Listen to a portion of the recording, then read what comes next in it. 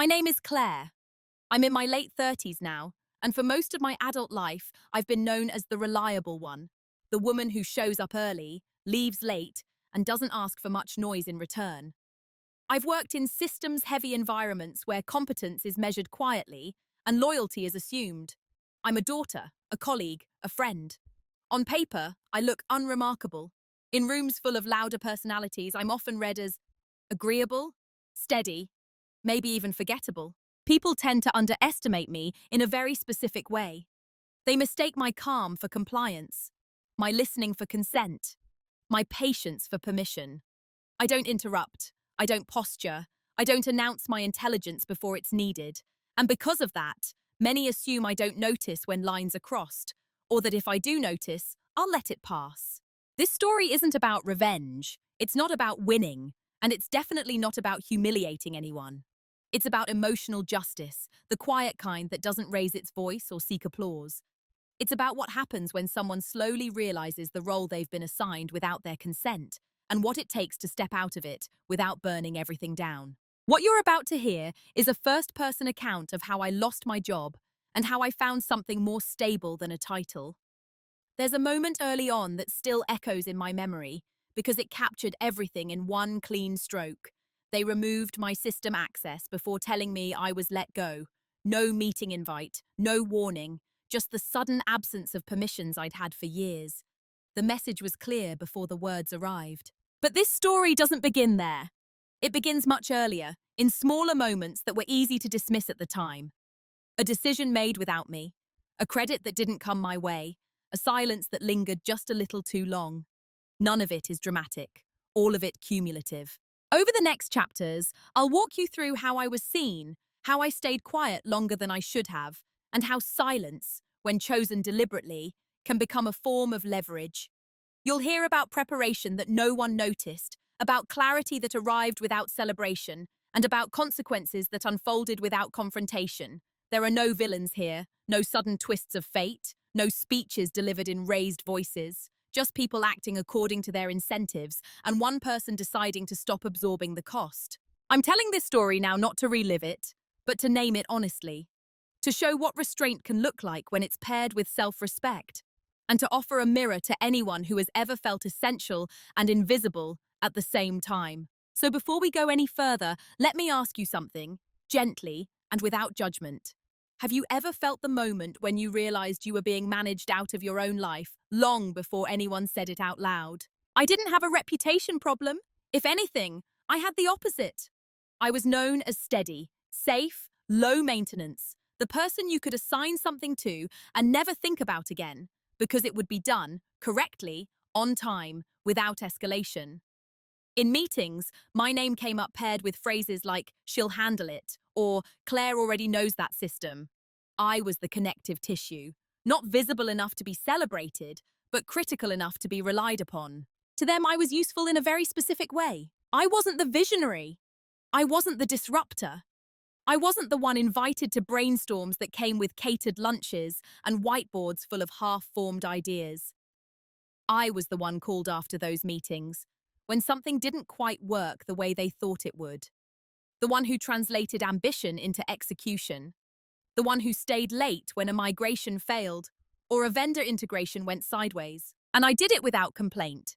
Not because I didn't have opinions, but because I understood timing. I understood systems. I understood that influence in environments like mine wasn't granted to the loudest person in the room. It was granted to the one who made themselves indispensable without asking for recognition. At least that's what I believed. My managers trusted me. Or rather, they trusted the version of me they had constructed.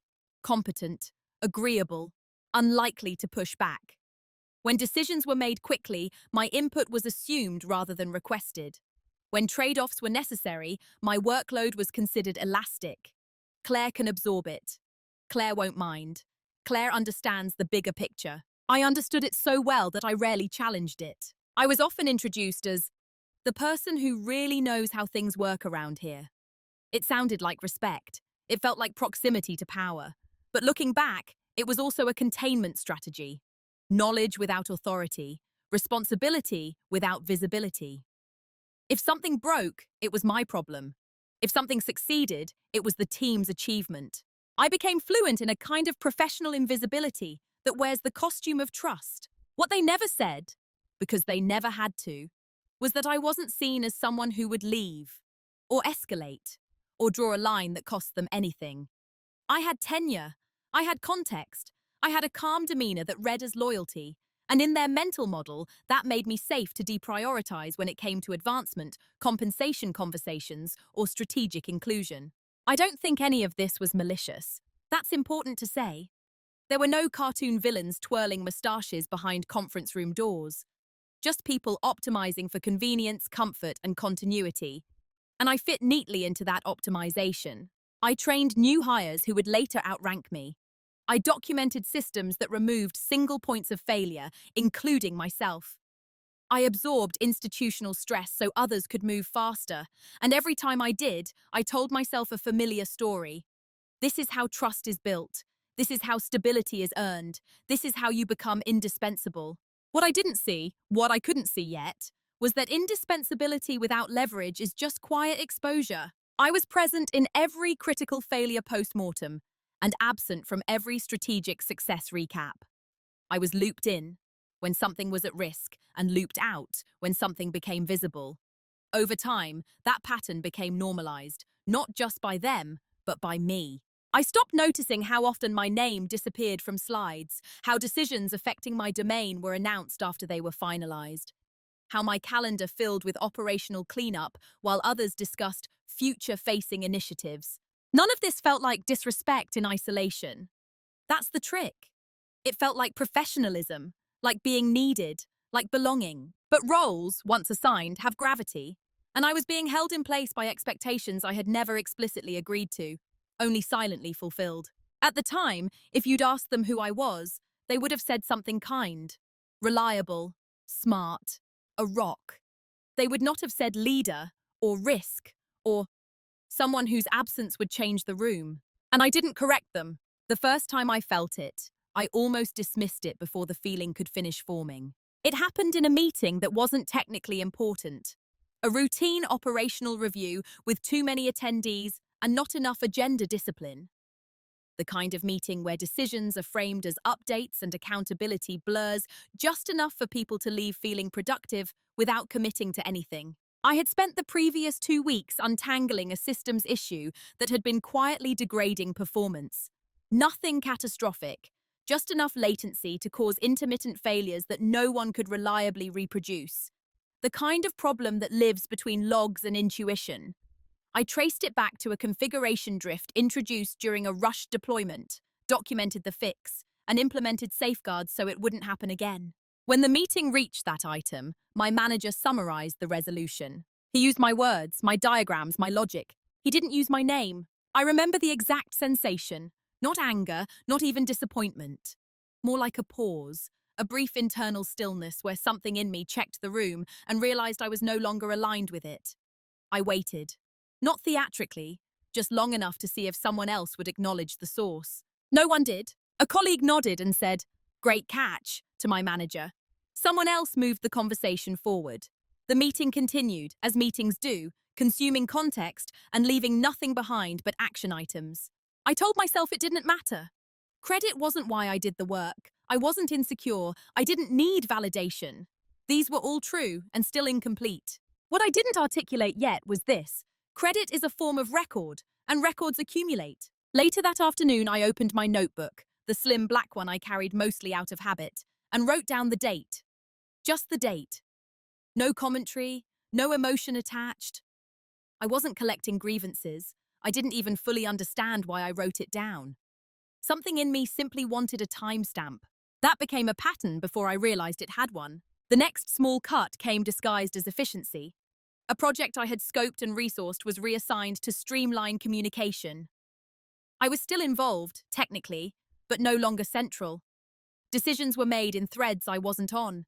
I was asked to execute against conclusions I hadn't contributed to. When I asked clarifying questions, the answers were vague, but confident. I noticed how quickly I was expected to adapt without context. Again, no one called it disrespect. There was no confrontation, no raised voice, just a subtle recalibration of where my presence was considered necessary. I told myself I was being trusted to be flexible, that this was a sign of maturity, that my role was evolving in ways that didn't require constant visibility. I didn't push back, not because I was afraid, but because I was still interpreting the pattern as noise instead of signal. What stayed with me wasn't the acts themselves, but how easily they were ignored by everyone else. When I mentioned, lightly, that I hadn't been looped into a decision affecting my system, the response was casual. "Oh, I figured you'd be fine with it." When I clarified a misattribution, it was brushed off with, "Right, team effort." Each time, I absorbed the moment and moved on. I smoothed it over. I protected the flow of work. I preserved harmony. But the notebook was filled with dates. I didn't reread them. I didn't analyze them. I just kept recording. Not to build a case, at least not consciously, but to anchor my perception. To remind myself that what I was experiencing was real, even if it didn't rise to the level of a complaint. The hardest part of those early moments wasn't the loss of recognition. It was the loneliness of noticing something that no one else seemed to see or cared to name. In environments like mine, harm rarely announces itself. It arrives as plausible deniability, as no big deal, as something you'd feel petty for questioning. So I didn't question it out loud. I stayed useful. I stayed calm. I stayed quiet. And in doing so, I taught them exactly how much could be taken without consequence. By the time I realized it was a pattern, it already felt familiar. That's how normalization works. It doesn't announce itself. It repeats just often enough that your nervous system stops flagging it as unusual. The first few times you notice. After that, you adapt. And eventually, you participate in maintaining the very conditions that diminish you, because doing so feels easier than interrupting the flow. The omissions continued. Small, procedural, easy to rationalize. I would learn about changes to systems I owned after they were already in motion. Someone would forward me a thread and say, "Looping you in for visibility," as if visibility were a substitute for agency. I'd be asked to sign off on decisions that had already been socially finalized. My role quietly shifted from architect to validator, and I let it. Part of me believed this was the cost of being professional in a growing organization. As companies scale, not everyone can be consulted. That friction is inefficient. That the people who speak up too often get labeled difficult, and I had no desire to be that woman. I had watched how quickly reputations formed and how slowly they were corrected. So I chose restraint. I told myself I was picking my battles. I told myself that outcomes mattered more than optics. I told myself that my time would come, because surely competence accumulates interest. But something else was accumulating too. Meetings where I spoke and my point was repeated 5 minutes later by someone else, this time received with enthusiasm. Emails where I raised concerns that went unanswered, only to be framed later as unexpected issues. Reviews where my feedback was glowing but vague, no concrete pathways forward, no real sponsorship. I became the person everyone trusted to catch what fell through the cracks. And because I caught it, the cracks never appeared serious enough to fix. That's the quiet trap of reliability. It masks systemic problems by absorbing their impact. I noticed how often I was thanked privately and overlooked publicly.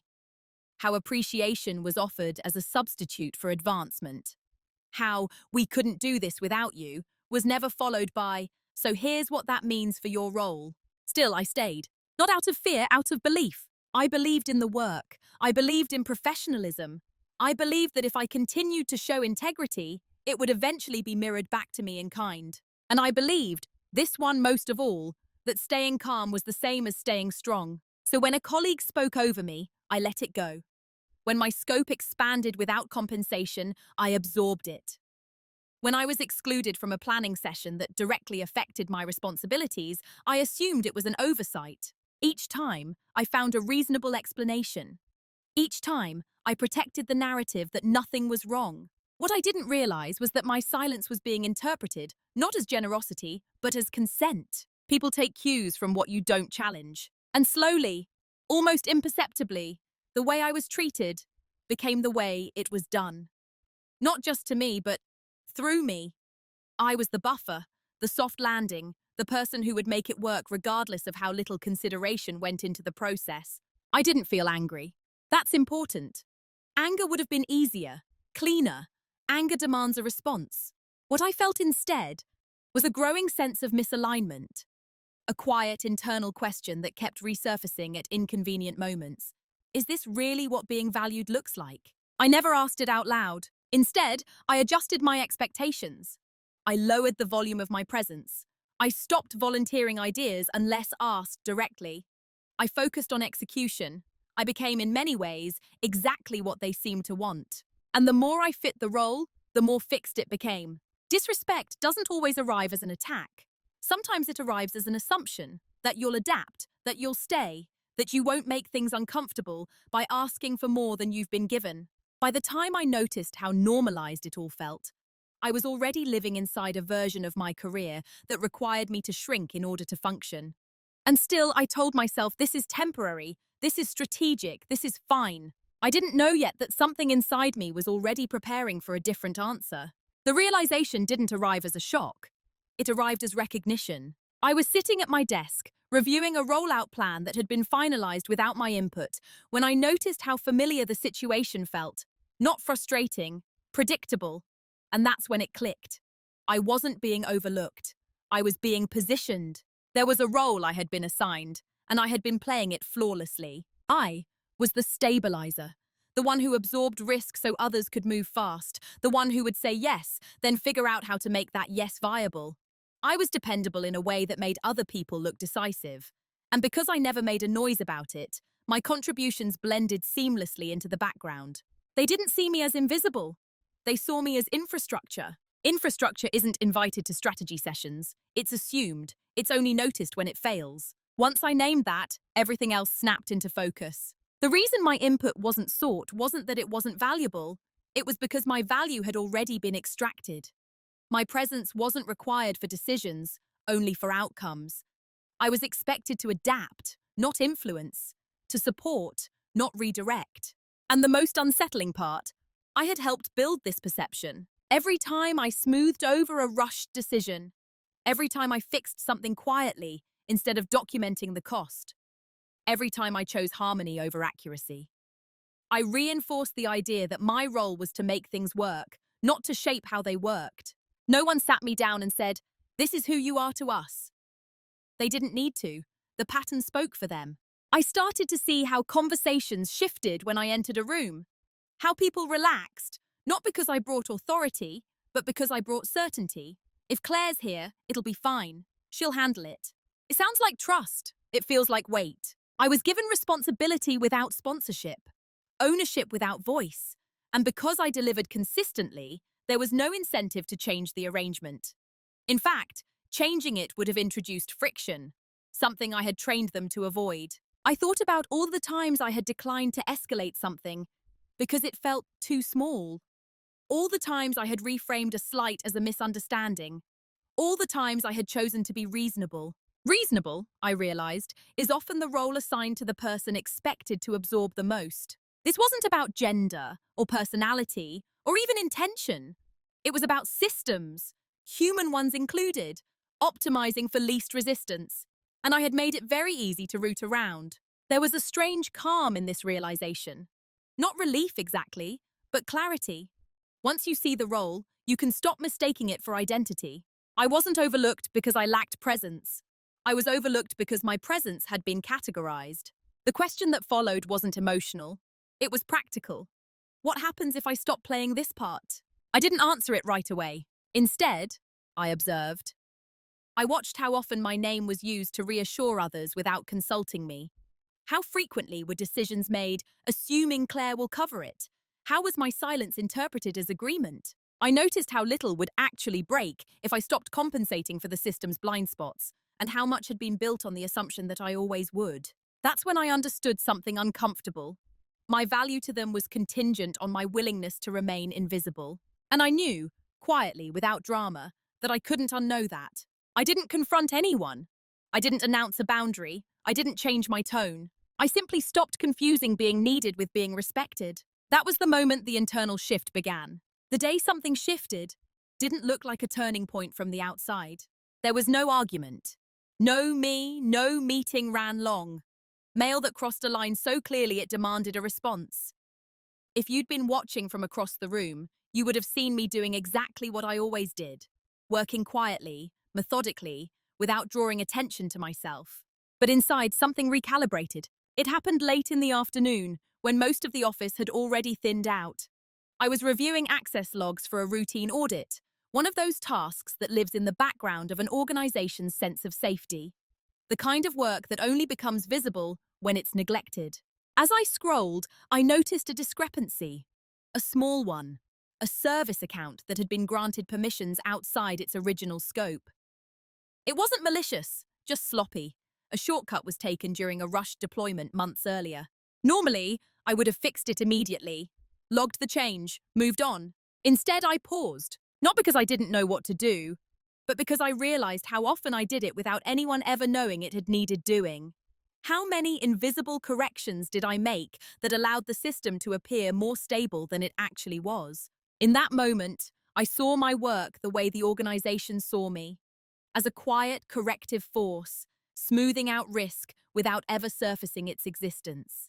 I fixed the issue, but this time I documented it differently. I wrote down the original decision that had led to the misconfiguration, the timeline, the lack of review, the assumptions that had been made. I didn't assign blame, I didn't editorialize, I just recorded the facts, cleanly and thoroughly. When I finished, I sat back in my chair and felt something unfamiliar. Not anger, not fear, but resolve. It was the first time I consciously chose to stop protecting the narrative. That choice didn't come with adrenaline, it came with relief. I realized I had been spending a significant amount of emotional energy maintaining a version of reality that made things easier for everyone else. I was buffering not just technical risk, but reputational comfort. And no one had asked me to do that. I had volunteered. That afternoon, I closed my notebook and didn't open it again until I got home. When I did, I didn't add a date. I wrote a sentence. I don't have to disappear for things to function. It wasn't a manifesto, it wasn't a threat, it was a reminder. From that day forward, I didn't become louder. I didn't suddenly assert myself in meetings. I didn't change my demeanor or my tone. What changed was internal. I stopped preemptively fixing things before they were visible to the people responsible for them. I stopped smoothing over unclear ownership. I stopped answering questions that hadn't been fully formed. Not in a passive-aggressive way, in a precise one. If someone asked for help, I gave it. If someone asked me to compensate for a decision I hadn't been part of, I asked clarifying questions, calmly, neutrally. If a risk existed, I documented it and shared it through proper channels instead of quietly resolving it in isolation. The system didn't collapse. It wobbled. And that wobble told me everything I needed to know. People grew slightly uncomfortable. Meetings ran a bit longer. Decisions required more follow-up. Nothing dramatic, but enough to reveal how much had been resting on my unacknowledged labor. No one confronted me. No one accused me of changing. They simply adjusted, unconsciously, to the absence of my silent intervention. And I adjusted too. For the first time in a long while, I felt aligned. Not reactive, not braced, just present. I didn't know where this shift would lead. I wasn't planning an exit. I wasn't building a case. I was simply choosing to be fully visible to myself, even if I remained quiet to everyone else. That choice would matter more than I understood at the time. At first, no one noticed the difference. That was the paradox. I had changed something fundamental about how I moved through the organization, and from the outside, everything looked the same. I still showed up. I still delivered. I still spoke when spoken to. But my silence was no longer automatic. Before, my quiet had been reflexive, a default setting shaped by years of prioritizing smoothness over accuracy. Now, it was deliberate, measured, chosen. When someone glossed over a risk, I didn't rush to soften it. I let it sit in the room. When a plan assumed my availability without asking, I didn't immediately confirm. I waited for the question to be fully formed. When an email chain referenced work I hadn't agreed to own, I replied with neutral clarity instead of silent acceptance. These weren't acts of defiance. They were acts of alignment. People began to misinterpret my restraint. A few colleagues assumed I was disengaging. Others thought I was simply busy.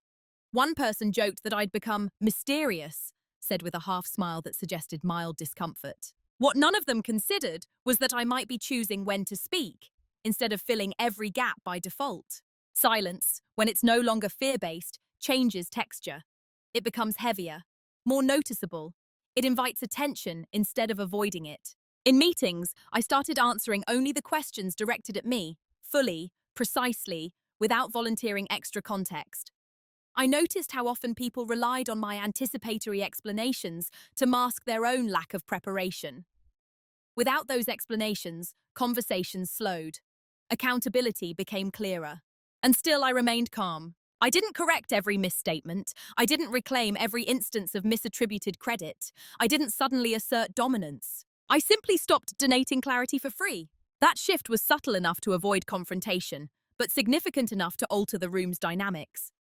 People began to double-check assumptions before referencing me. My calendar invitations became more intentional. My input, when requested, carried more weight because it was no longer constant. There's a myth that silence is weakness. In my experience, silence is only weak when it's imposed. When it's chosen, it becomes a boundary. I could feel the organization testing that boundary without naming it. Small requests framed as favors, last-minute asks wrapped in urgency. Each one was an opportunity to see whether the old version of me would reappear. Sometimes I said yes. Sometimes I said, I can look at this, but I'll need X to proceed. Sometimes I said nothing until the question was asked. No explanations, no apologies. And slowly, the narrative around me began to shift. Not in words, but in behavior. People stopped assuming. They started checking. That's when I understood something important. My previous silence had been convenient. This new silence was instructive. It taught others how to engage with me, not through force, through consistency. There was no satisfaction in this, no sense of triumph, just a steady calm, like standing upright after years of leaning without realizing it. I didn't feel powerful, I felt accurate. And accuracy, I was learning, is often mistaken for coldness by people accustomed to comfort. Still, nothing overt happened. No feedback, no conversation about changes in attitude. The system adjusted just enough to continue functioning, which meant something else was happening beneath the surface. The silence was working, but it was also being noted. I could feel it in the slight pauses when my name came up. In the way managers began to phrase requests more carefully, in the absence of casual assumptions. They didn't know it yet, but they were recalibrating around a version of me that no longer absorbed everything. And that recalibration would eventually force a reckoning. While things on the surface appeared unchanged, something else was unfolding. Quietly, methodically, without any outward signal that it mattered. Preparation rarely announces itself. I didn't start gathering information because I was angry or because I planned to leave. I did it because I finally understood the terrain I was standing on. And once you understand terrain, you stop moving blindly through it. I began by tightening my own processes. Every system I touched, I documented as if I might need to explain it to someone unfamiliar with its history. Not defensively, accurately. I mapped dependencies that had only ever existed in my head. I noted decision points, approvals, and assumptions. I recorded where institutional memory lived and where it didn't. None of this slowed my work. It clarified it. I also started paying closer attention to how decisions were made when I wasn't in the room. Not through gossip or speculation, but through outcomes. What moved quickly, what stalled, what failed, and was quietly rerouted to me afterward. Patterns emerged. Certain projects were fast-tracked without sufficient review. Certain risks were consistently deprioritized. Certain people were shielded from consequences that landed elsewhere. None of this was hidden. It just wasn't discussed. I didn't confront it. I observed. And I documented it. Not in a dramatic way. No accusatory language, no emotional framing. Just timelines, artifacts, and cause and effect relationships. If something broke, I noted what assumptions had preceded it. If something succeeded, I noted who had been involved and who hadn't. The notebook was filled, but it didn't feel heavy. It felt grounding. What they never noticed was that I had stopped being reactive. I was no longer sprinting to catch issues mid-air. I was positioning myself to understand the system as a whole, including the human incentives embedded within it. I also began having quiet conversations. No complaints, clarifications. I asked legal how certain responsibilities were defined. I asked finance how cost ownership was tracked. I asked HR how performance impact was evaluated when work crossed functional boundaries, I framed everything as curiosity, which in truth it was. No one was alarmed. Why would they be? I wasn't emotional, I wasn't accusatory, I was just thorough. I learned where the organization was careful and where it relied on goodwill. I learned which processes were formal and which were assumed. I learned how much of our operational stability rested on undocumented expertise, including mine. That realization didn't inflate my ego, it sharpened my sense of proportion. I wasn't irreplaceable as a person. No one is. But the way my role had evolved, the accretion of knowledge, context, and informal responsibility was not easily transferable. And that mattered. Still, I didn't hoard information. I didn't threaten withdrawal. I continued to do my job well. What changed was that I stopped shielding the organization from the truth of its own dependencies. When asked for input, I provided it clearly and on record. When risks existed, I articulated them explicitly. When decisions were made without me, I documented the impact without absorbing it. From the outside, it looked like professionalism. From the inside, it was preparation. I wasn't building leverage to punish anyone.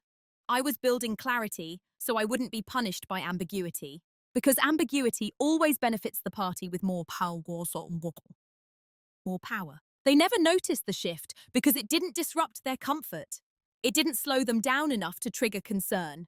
It didn't demand anything from them. It simply changed the conditions under which I would continue. And when conditions change quietly, people rarely realize how much they've relied on the old ones until they're gone. The clarity didn't arrive all at once.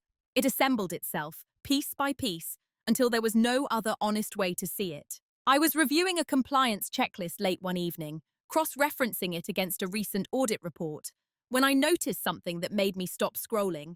Not because it was shocking, but because it explained too much. A control had been marked as institutional process, but the actual implementation lived almost entirely in my workflow. The documentation referenced a team, but the execution depended on decisions that only I had the context to make. If I stepped away, the control wouldn't fail immediately. It would degrade quietly, the way these things always do. I traced it further. The same pattern appeared in incident response, in vendor escalation, in disaster recovery drills that had passed not because the system was resilient, but because I was present. I leaned back and stared at the ceiling for a long moment. This wasn't leverage in the dramatic sense. There was nothing to threaten, nothing to expose, nothing to exploit. It was structural. The organization had optimized around my silence and my availability. And in doing so, it had built dependencies it didn't fully understand. I felt no rush of triumph, no satisfaction, only a sober stillness. This wasn't the power I wanted. It was a risk I had been carrying. For the first time, I allowed myself to consider what would happen if I stopped carrying it. Not as revenge, as reality. I didn't tell anyone what I had realized. There was no reason to. Awareness alone was enough. Once you see the fault lines, you don't need to announce them. You just need to stop pretending they aren't there. I reviewed my notes, the timelines, the documented decisions, the places where responsibility had been assumed rather than assigned, the quiet handoffs, the informal expectations. Everything I needed was already written down. And that's when something else became clear. Whatever happened next, I would not be confused. Confusion is the first tool used against people when things go wrong. Ambiguity allows blame to drift. Memory becomes selective. Narratives harden. I would not be vulnerable to that. I didn't plan an exit. I didn't confront leadership. I didn't even change my behavior dramatically. I simply stopped volunteering to bridge gaps that had never been formally acknowledged.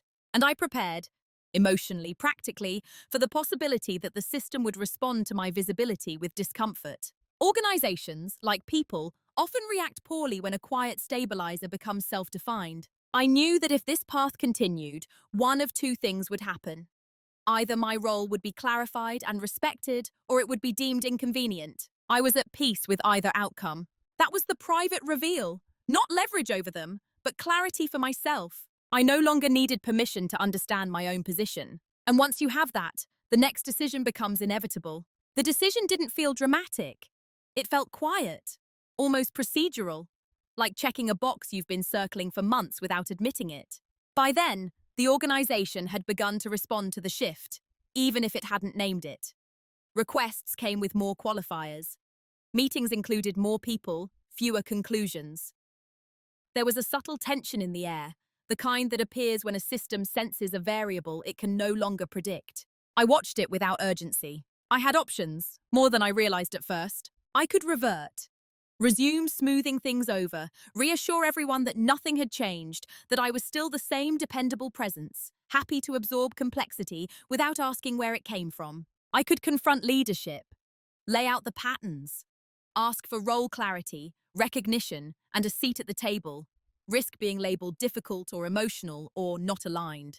I could begin looking elsewhere quietly, detach before the misalignment turns into something sharper, leave on my own terms without forcing a reckoning. Or I could do the hardest thing, stay present, visible, and accurate, and let the system respond however it would. Each option had a cost. Reverting would cost me. Confronting would cost emotional energy and trust, with no guarantee of change. Leaving quietly would cost continuity and absolve the system of having to see what it had built. Staying visible would cost comfort. That was the irreversible choice. Not because it guaranteed a particular outcome, but because it meant I would no longer contort myself to fit a role that diminished me.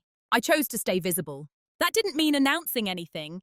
It meant continuing exactly as I had been, documenting decisions, clarifying ownership, declining to absorb undefined responsibility. It meant allowing friction to exist where it naturally belonged. I knew, with a calm certainty, that this choice would force the organization to reveal its priorities. Systems always do when stressed. Either it would adjust to integrate me properly, or it would attempt to remove the variable. I didn't rush. I didn't accelerate anything. I simply held my line. And then, not long after, the signal arrived. A meeting invite that included HR. No agenda. Short notice. I accepted it without reaction. By the time I joined the call, I already knew which path the system had chosen. What I didn't know yet was how cleanly it would be executed, or how much it would reveal. The days between that meeting invite and the meeting itself were strangely calm. I didn't spiral. I didn't speculate. I didn't warn anyone. I simply continued doing my work exactly as I had been. Carefully, visibly, and on record. Whatever was coming, I wasn't going to flinch in advance of it. That too was a form of silence. I reviewed my documentation one more time. Not obsessively, just thoroughly. I made sure timelines were clear. Those decisions were attributed accurately to Ely. That my communications were factual and unemotional. Nothing read like a defense. Everything read like a professional record. If this ended, it would end cleanly. I also took care of the things outside the office that I had quietly deferred for years. I updated my personal files. I checked the financial buffers I'd built without ever naming them as such. I backed up my own work. Nothing proprietary, nothing confidential. Just my notes, my process maps, my understanding of how I worked best. It wasn't preparation for disaster. It was preparation for clarity. No one around me seemed aware of what was unfolding. Conversations stayed surface level. People joked. Deadlines marched on. The organization, as always, assumed continuity. I didn't correct that assumption. There's a particular kind of dignity in not warning people who never warned you. The morning of the meeting, I logged in as usual. Or rather, I tried to. That's when it happened. My system access was gone. Email, internal tools, dashboards I had checked every morning for years, all unavailable. They removed my system access before telling me I was let go. There was no confusion about what that meant. No technical mystery to solve, no benefit of the doubt to extend. The message was clear before the words arrived. I sat there for a moment, hands resting on the desk, feeling neither shock nor anger, just confirmation. This was how the system handled discomfort, quietly, efficiently, without dialogue. A few minutes later, my phone rang. The meeting proceeded exactly as you'd expect. Polite, scripted, regretful in tone, non-specific in content, a business decision, a change in direction. My role was being eliminated. No mention of my work, no acknowledgement of impact, just process. I listened. I thanked them for the clarity. I asked 2 procedural questions. I didn't argue. There was nothing to argue with. They seemed surprised by my calm. People often are when they expect collapse and receive composure instead. What they didn't know was that I had already moved, not physically, strategically. Everything that needed to be understood was already understood. Everything that needed to be documented already was. Everything that needed to be felt had been processed long before this call. I wasn't behind. I wasn't scrambling. I was finished. And the consequences of that finish, quiet, delayed, unavoidable, were already in motion. At first, nothing seemed to happen. That's the part most people misunderstand about consequences. They rarely arrive with impact. They arrive with absence. The organization moved quickly to reassure itself. A brief announcement, carefully worded. My departure was framed as a transition. My responsibilities are distributed. A familiar confidence that everything important had already been accounted for. From the outside, it looked clean. From the inside, though I was no longer there to witness it directly, the effects began almost immediately. Questions surfaced that had no obvious owner. A report failed quietly one morning, then again the next. An external vendor requested clarification that no one could provide without reconstructing months of context. A compliance check took longer than expected, not enough to raise alarms, but enough to create friction. People noticed delays before they noticed the cause. Use. I heard about it indirectly. A former colleague reached out, casually at first. Do you remember how that escalation path worked? Another asked. Was there documentation for the fallback you used during outages? I answered politely, briefly, and truthfully. I no longer had access. I no longer owned the systems, and I no longer filled in gaps that weren't formally mine to fill. I didn't say no, I didn't say yes. I said, I don't have visibility into that anymore. That sentence did more than any argument ever could. Inside the organization, meetings multiplied. People retraced steps that had once been invisible because I had walked them alone. Assumptions were surfaced and questioned.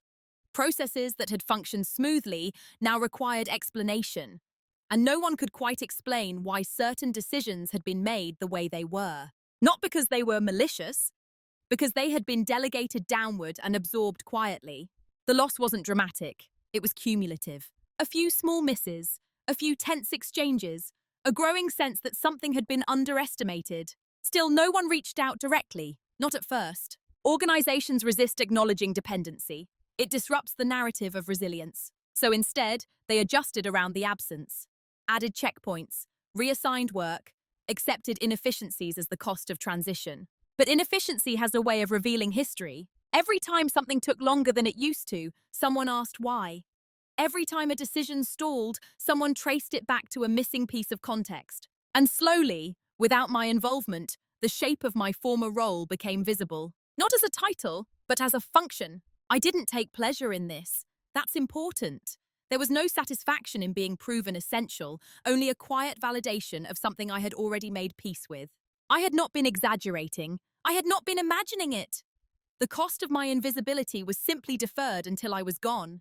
By the time leadership began to fully grasp the scope, the window for an easy fix had closed, because the system had already adapted to my absence. And adaptation, once begun, is rarely reversed. The tone changed before the language did. At first, the messages were still casual, framed as check-ins. Hope you're doing well. Quick question, if you have a moment. The kind of outreach that tries to preserve normalcy, even as it reaches for something it no longer has access to. Then the questions became more specific. Could I clarify how a particular audit exception had been handled in the past? Did I remember why a certain vendor had been approved despite missing documentation? Was there a runbook for a scenario that, until recently, had never escalated beyond a quiet fix? Each message carried a subtle urgency. Not panic yet, but discomfort. I responded once with care. I explained that I no longer had access to internal systems or records, that anything I knew would be incomplete without the current context, that it wouldn't be appropriate for me to advise on decisions I was no longer accountable for. It was the truth, and it was enough. After that, the messages slowed. Inside the organization, the realization began to crystallize, not as regret, but as confusion. How had so much lived in one place? Why hadn't it been distributed? Who had signed off on these assumptions? Those questions surfaced too late. Because by then, the system was already compensating in other ways. Consultants were looped in, temporary measures were put in place. Documentation efforts were launched under pressure rather than intention. Fixes were possible but expensive, not just financially, culturally. The organization had to confront the gap between how it believed work was happening and how it actually was. And that gap couldn't be closed with a single hire or a quick process update. I wasn't contacted again. Not because they didn't need me, but because reaching out would have required naming the dependency explicitly, and naming it would have meant acknowledging the cost of having removed it so abruptly. There's a particular kind of regret that never becomes an apology. It lingers instead as a process, as the budget, as lessons learned. I watched all of this from a distance, not through insider updates, but through the natural spread of information. People talk, especially when something unsettles their sense of competence. I didn't feel vindicated. I felt confirmed. The system hadn't broken because I left. It had broken because it had relied on something it never formally recognized. By the time that became clear, there was nothing to reverse. No conversation could restore what had been lost. No meeting could reinsert the context that had been built over the years. And even if they had reached out directly, truly directly, I wouldn't have gone back. Not out of bitterness, out of alignment. Because the moment they removed my access without a word, they had already made the most honest statement they could. The confrontation, when it came, was almost gentle. It happened weeks later, in a quiet coffee shop near my apartment. A former director, someone I had always respected, even as I'd watched him choose convenience over curiosity, asked if I had time to talk. There was no official agenda, no HR presence, just two people and a shared history. I agreed. He didn't apologize right away. He spoke about the transition, about how difficult it had been, about how much my work had mattered. He used phrases like unintended consequences and things we didn't fully see. I listened. When he finally paused, waiting for my response, I didn't rush to fill the space. "I believe you," I said, about not seeing it. That surprised him. I didn't accuse. I didn't recount the slights. I didn't reference the notebook, the documentation, or the patterns. None of that was necessary.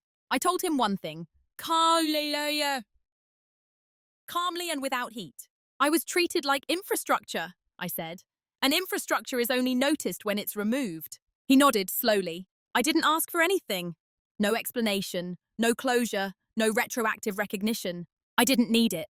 We spoke a bit longer, about work in general, about how organizations often confuse silence with consent, about how reliability can become a hiding place for risk. When we stood to leave, he said quietly, "We should have done better." "Yes," I replied, "you should have." No anger, no satisfaction, just truth, offered once. That was the last time we spoke. I don't introduce myself by my former title anymore, not because I'm avoiding it, but because it no longer defines the shape of my days or the weight of my decisions. Titles are useful shorthand inside systems. Outside of them, they often obscure more than they reveal. Who I am now is quieter to describe, but sturdier to live inside. I work differently. I choose environments where clarity is valued more than speed, where responsibility is matched with authority, and where silence isn't mistaken for submission. I ask better questions earlier. I notice how people respond to them. I don't stay where the answers rely on my willingness to absorb discomfort indefinitely. I'm still calm, still observant, still capable of holding complexity without broadcasting it. But I no longer disappear to make things function. The biggest change isn't professional, it's internal. I trust my perception now, even when it doesn't come with immediate validation. I don't wait for patterns to become undeniable before I name them to myself. I don't minimize my own experience just because it's easier for others that way. That trust has made me slower to commit and faster to leave misalignment behind. There's no bitterness in that, just accuracy. I've learned that being essential is not the same as being respected. That reliability, when unexamined, can become a liability. That silence is only powerful when it's chosen, and only safe when it's paired with self-definition. I don't regret the years I spent being the person who held things together. They taught me discipline, systems thinking, and restraint.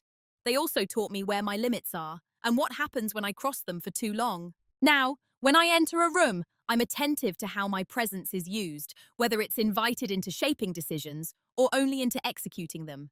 Whether my calm is met with curiosity or assumption. If it's the latter, I don't fight it. I leave. Quietly, early, without needing to be proven right. That's not dominance in the way people usually imagine it. There's no control, no spectacle, no power over others. There's just self-respect applied consistently, and that has changed everything. There's a version of this story that could have been louder. It could have ended with confrontation, or vindication, or a public reckoning that made everything visible all at once. But that kind of ending would have missed the point.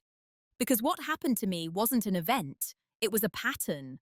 And patterns don't dissolve under the spotlight. They change when someone stops participating in them. The moral of this story isn't know your worth in the abstract. It's more specific than that, and more uncomfortable. It's this. Systems will take exactly what you allow them to take, and they will call it normal. Not because they're cruel, because they're efficient. I wasn't harmed by a single decision. I was eroded by a series of reasonable assumptions, most of which I never challenged out loud. My silence was interpreted as stability, my restraint as consent, my competence as capacity. And for a long time, I reinforced that interpretation by continuing to perform without redefining the terms. Emotional justice didn't arrive when they realized what they'd lost. It arrived when I realized I no longer needed them to understand it. When they removed my system access before telling me I was let go, it felt abrupt. But it wasn't confusing. The message had been forming for years. That moment simply delivered it without pretense. What followed wasn't revenge. It wasn't a collapse. It was alignment. I didn't need to prove my value by being missed. I didn't need apologies to validate my experience. I needed my life to feel congruent with my principles again. And now it does. If there's something I hope you take from this, it's not to become louder or harder or more guarded. It's to become more precise. Notice where your effort disappears without acknowledgement. Notice where your calm is relied upon to avoid accountability. Notice where you are essential but never consulted. Those are not neutral conditions. And you don't have to burn anything down to step out of them. Sometimes the most powerful move is to stop cushioning the impact of systems that were never designed to carry you fairly. I'll leave you with one question. Not rhetorical, not urgent, just honest. Where in your life are you being valued for what you absorb rather than for what you are? And what might change if you stopped? If this story resonated with you, I'd really like to hear your thoughts in the comments.